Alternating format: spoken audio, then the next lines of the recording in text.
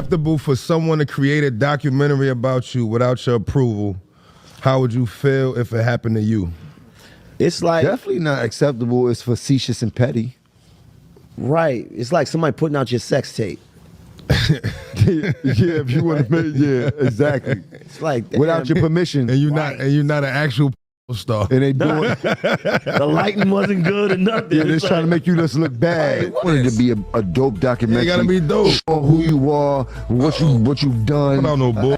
You've accomplished. Like, a documentary is a big thing. Like, you don't want nobody doing a documentary about some like trying to just make your whole character look weak. Like, that's petty behavior. And I want to know the company that did it so we could talk, you know what I mean? Because if it's on me, I need, you know what I mean? I don't understand why that's like legal to do though. Documentary is more like a It seem like mockumentary. it- How can it even be called a story that ill, documentary though? Because you call a documentary when it's not. When it's once you become, if you're a you that public person, figure, you're in the they can just news, do it. you can be Googled. so do you think that is wrong or not?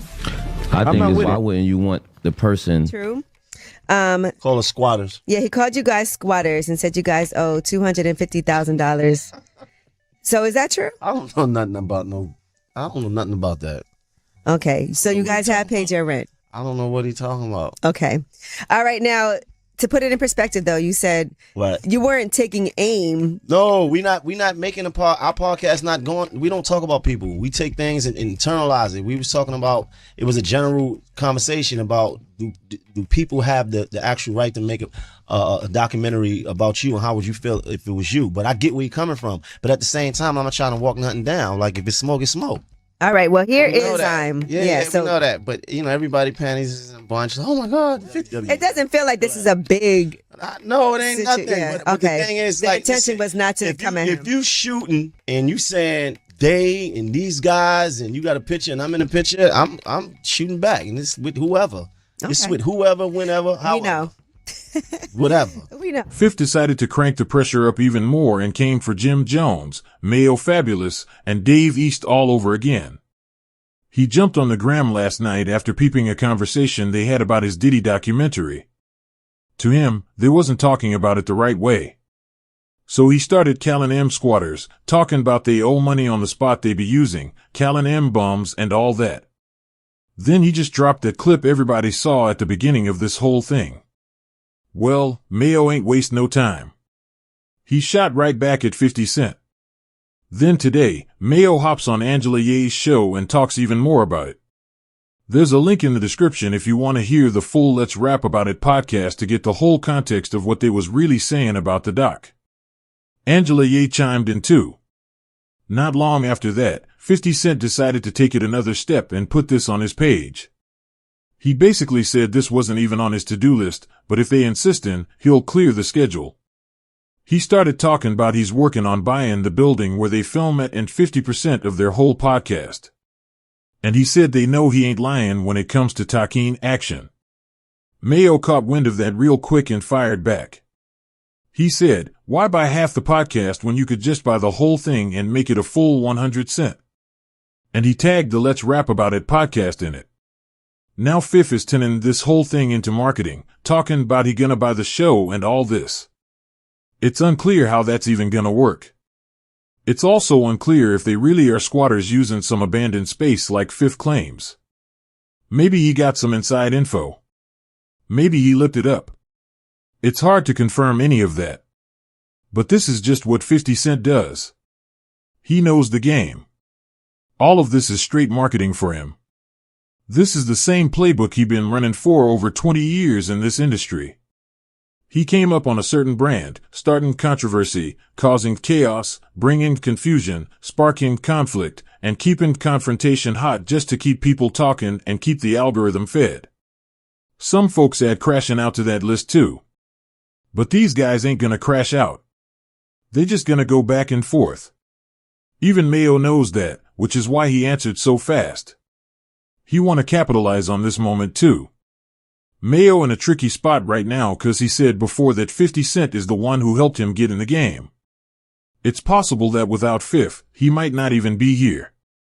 He gives him that credit. But at the same time, he ain't about to back down and just let 50 Cent run over him. When they was talking about that documentary, they ain't say 50 Cent's name. They ain't speak on him directly. But when you bring up the doc around the same time as the Diddy joint that 50 Cent dropped, it's clear who they talking about. He knows it. So when 50 Cent said they was referencing him, and considering he already got issues with Jim Jones, it definitely made him decide to go at him right now. They already had some problems earlier this year.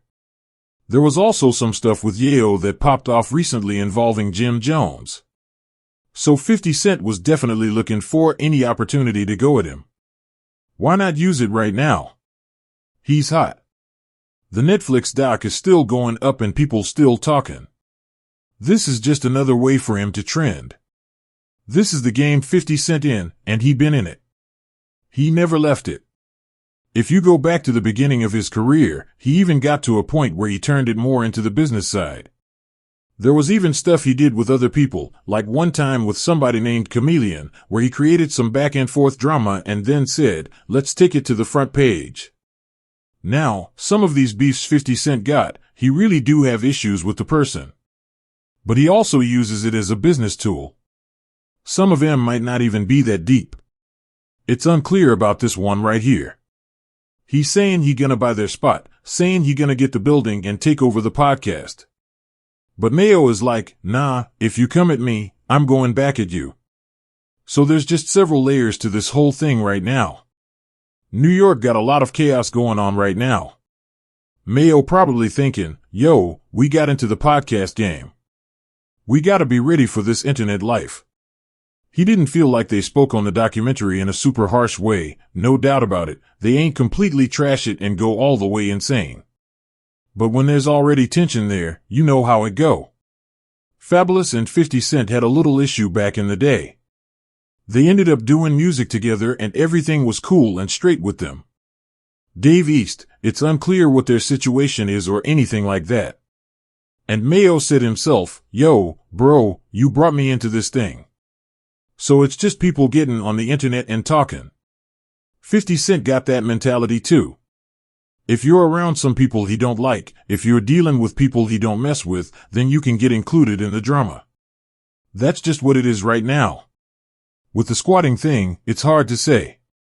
If it's an abandoned building, some people think if you can use it and nobody claiming it, then you might as well use it. But it can't be confirmed if they really squat in. Their podcast is doing good though, regardless. They've been getting consistent numbers. The conversations are pretty cool. That's a different type of audience cause you looking at them as artists who've been in the game, and their experiences are what they talking about. Jim Jones's podcast is doing well. Also, he got his own podcast, and that's his space if they shooting there, cause he announced that he got a big studio to use. He said he was gonna have creative spaces there like a podcast setup, a barbershop, a recording studio, just one of them collectives under one roof. Drop your thoughts in the comments below. Let's have a respectful but real conversation. And if you found this dive into the hidden side of Hollywood compelling, hit that like button, subscribe, and tap the bell for more content that goes beyond the headlines.